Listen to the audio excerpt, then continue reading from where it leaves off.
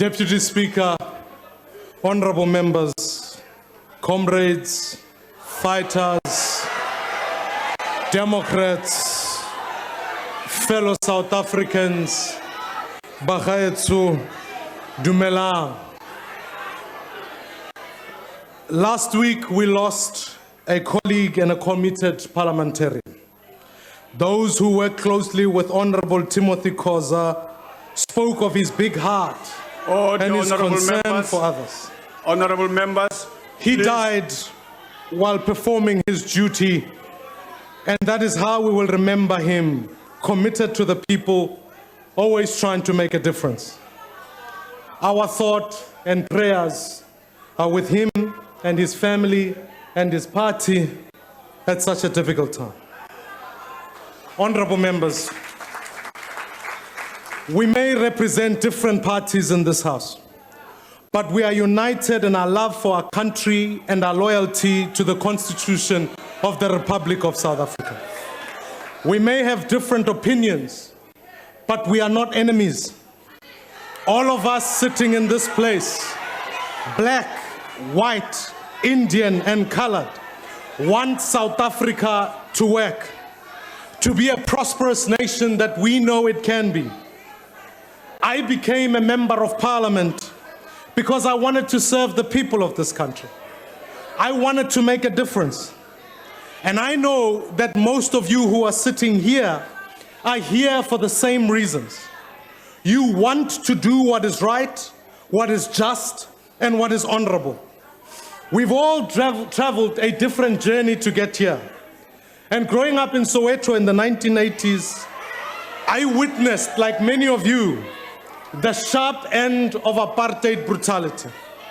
And I swore I would do all that I could with what I have to fight oppression in this country.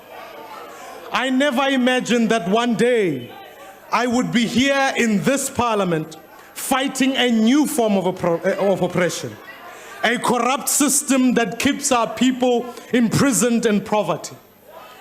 If you told me that one day our democratically elected president would end up corrupted and captured by a criminal syndicate, I would have never believed you.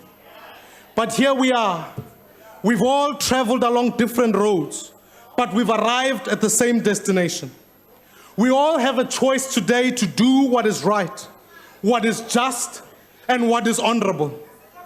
I know many of you are tired of talking about President Zuma. So am I. And I'm tired of speaking about the Guptas. That is why we tabled this motion, so that we can move on from this disastrous chapter and focus on the things that matter to our people. Honorable members, this is a historic day.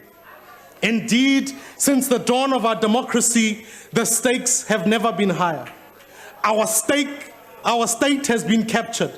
And we know this from the hundreds and thousands of emails that have been leaked.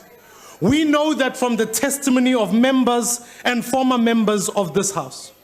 As a result, our economy is in recession and our country has been downgraded to junk status. While the corrupt quickly exchange their stolen rands into dollars, it is ordinary South Africans who are hit hard. Fellow South Africans, I have seen with my own eyes the effects of poverty in communities across South Africa. I've spoken to people who collect spoiled meat from rubbish dumps to feed their families. I've met mothers who feed their children on sugar water and boiled weeds. I've heard of parents abandoning their babies, and I've heard of the good people turning to crime out of sheer desperation. Bagaetso, matshelo a ma-Afrika Borwa a nna boima. Borotho bo tura gompieno go feta bone bo tura maabane. For malapa a mantsi, toro ya go nna le ntlo ya bone mo Afrika Borwa ga e sa tlhole le teng. Ba ba emetseng di-social grant ba sokola go tswelela pele. Di-grant tsa bone ga di kgone go ba tsweletsa pele. The value of pensions and savings is shrinking. Akusena mali ya ma-textbook, akusena mali ya ma-classroom, akusena mali ya scholar transport. And in fact, what is even more tragic is that more and more South Africans are running out of opportunity to find work. Fellow South Africans, honorable members, the choice that is before us is a simple one. Either we will allow one family, aided and abetted by our president, to take everything from us, or we, on behalf of the people of South Africa who elected us, take our country back. The choice before us today is not between yellow, red, or blue. It is not about party politics. It's not about who tabled this motion or who didn't. Today, our choice is between right and wrong, between good and evil. Today, we do what is best for our country, or we turn our back on it. When we vote today, let us recall the oath of office that each of us took when we stood here. That oath says, I swear that I will be faithful to the Republic of South Africa, and I will obey, respect, and uphold the Constitution and all other laws of the Republic. I solemnly promise to perform my functions as a member of the National Assembly to the best of our ability. All of us sitting in this place said those words right here in this house. But saying those words will mean nothing if today we don't put our words to action. Are we, honorable members, are we prepared to uphold the Constitution of the Republic of South Africa and all other laws as we saw that we would? Voting in secret today means none of us have an excuse. We are all free to follow our conscience. If we fail to use this opportunity, history and many South Africans will judge us harshly, and the people of this country may never forgive us. I hold the hope that there are enough people in this house today. Sorry, honorable member, please take your seat. Honorable members, can I plead with you that we lower our voices so that the speaker can be heard? We would like every speaker who's going to speak here to be listened to. This is presumably a very important debate. Thank you very much. Go ahead, honorable member. I would hope that there are enough people in this house that will put politics aside and do what is right for the people who elected us. We are encouraged by the words of former Minister Pravin Gordhan, when he says, I think the president should move aside and let someone take over this country and reset the course, so that we can fulfill the kind of aspirations that Mandela and his generation held for our country. Honorable Gordhan, will you play your part today in resetting the course of history? We're encouraged by the words of Honorable Hanekom, when he says most MPs are senior members of the ANC, committed to South Africa and our movement. They'll do what is best for our country.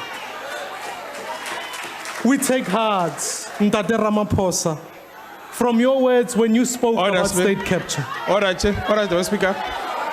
Yes, honorable member, please take your seat, honorable member. Order. Honorable members, please. Order. Yes, honorable member, what are you raising on? No, honorable speaker, honorable Maimane has failed to deal with Honorable Zille. So he can't tell us anything. Oh, no, honorable member, that's not a point of order. Proceed, honorable member. Deputy Speaker. Honorable Steenhuisen. Honorable Steen, can we allow the speaker to proceed? Because if we do that, we will take on time that we should be deserving to. I understand your concern. Can we proceed without allowing Deputy the Speaker, debate? Yes. I rise on Rule 66. Yes. Members not to be interrupted, and particularly by spurious points of order. Now, the honourable member there does this in every debate. And I would ask that you urge him to refrain in this important debate from making himself look foolish and this House look foolish with these spurious points of order that are not points of order in terms of our rules. Proceed, honourable member. Ntate Ramaphosa, you said, I will not keep quiet and remain numb to what this means for our country and its people. We will not protect those in our ranks who are involved in these actions. Ntate Ramaphosa, today will you put your words to your actions?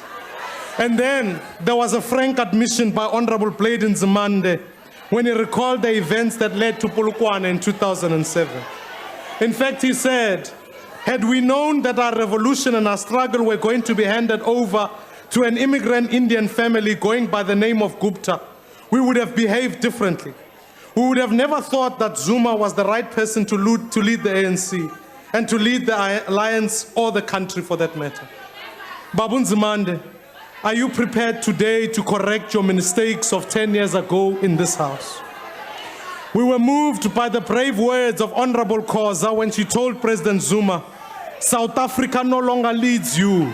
Uphold the ANC's constitution, uphold the country's constitution, and step aside. Your vote in this motion, Mamu Khoza, is the honorable and the ultimate service to our people. Honorable members, these statements reflect what many, if not most of you feel. Aside from the instruction given to the ANC caucus to follow the party line, who within the ANC and its alliance really wants Jacob Zuma, Obabu Zuma.